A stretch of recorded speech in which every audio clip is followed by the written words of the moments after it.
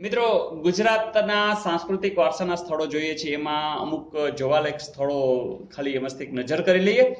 જેમ કે વડનગર.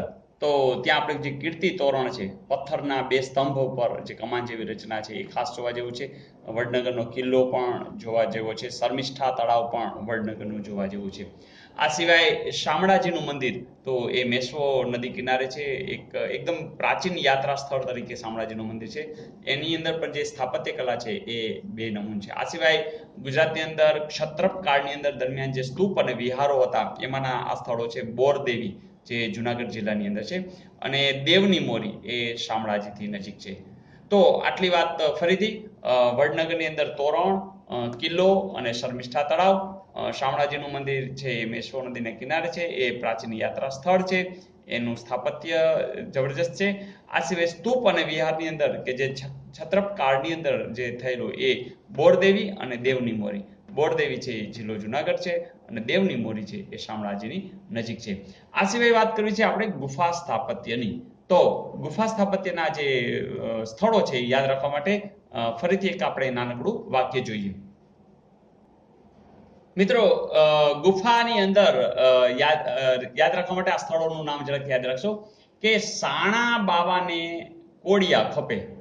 સાણા બાવાને કોડિયા ખપે. અને જ્યારે ગુફામાં જાય ને ત્યારે ખંભે તળેલા જીંજરા ઢાંકી ને ઉપર કડી દે. ફરીથી, સાણા બાવાને કોડિયા ખપે. ગુફામાં જાય ત્યારે ખંભે તળેલા જીંજરા ઢાંકી ઉપર કડી દે. સાણા બાવાને કોડિયા ખપે. ગુફામાં જાય ત્યારે શું? ખંભે તળેલા જીંજરા ઢાંકી ઉપર કડી દે. જી હા મિત્રો, તમને યાદ રહી જ જશે કે સાણા એટલે એ સ્થળનું નામ છે, ગુફા સ્થાપત્યનું સાણા. બાવાને એટલે બાવા પ્યારા પણ ગામનું નામ છે, સ્થળનું નામ છે. કોડિયા ખપે, ખાપરા કોડિયા, આ પણ સ્થળનું નામ છે. ગુફા સ્થાપત્યની તો આપણે વાત કરી જ રહ્યા છીએ.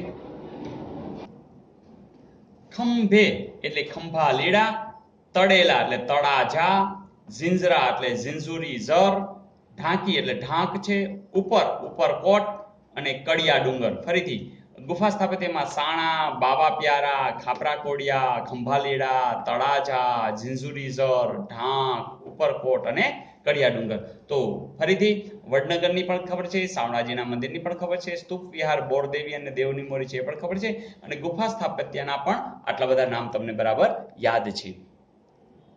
માત્ર તમને ગુજરાતની અંદર ગુફા સ્થાપત્ય એવું પણ ટૂંકનોંધ પૂછે તો પણ તમે આ બધી ડિટેલમાં નામો જરૂરથી લખી શકો છો. અને એમસીક્યુમાં પૂછે તો પણ તમે એના 3 વિકલ્પ આપ્યા હોય કે એ ગુફા સ્થાપત્યમાં છે કે કેમ, તો આ તમને જો નામ ખબર હોય તો તમે ચોક્કસ જવાબ આપી શકો. ઓકે મિત્રો, ઓલ ધ બેસ્ટ.